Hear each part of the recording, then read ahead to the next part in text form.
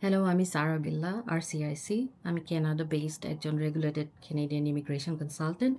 চারিদিকে সবাই বলছে ডিপোর্টেশন করে দিবে, অনেক টাফ হয়ে গেছে।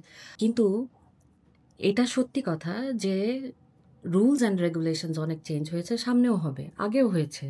এটা এমন না যে সব সময় সারা জীবন একই রুলস ছিল। রুলস সবসময়ই চেঞ্জ হবে।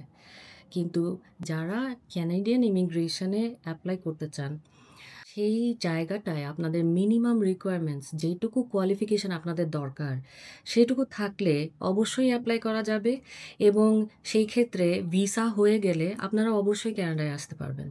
এখন ডিপোর্টেশন কাদের ক্ষেত্রে হয়? যাদের লিগ্যাল কাগজপত্র নাই, যারা ইলিগাল কোনো কিছু করেছে, অথবা ইলিগাল কোনো কিছু না করলেও তারা হয়তো এমন কোনোভাবে দেশে এই কানাডাতে অবস্থান করছে যেটা কিনা ক্যানাডিয়ান গভর্নমেন্টের জন্য, গভর্নমেন্টের পার্সপেক্টিভে সেটা ইলিগাল।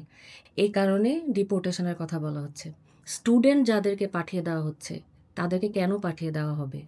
যদি তাদের কাগজপত্র ভ্যালিড থাকে, যদি তাদের পড়াশোনাটা ঠিক থাকে, তাহলে তাদেরকে ডিপোর্ট করার কিছু নাই।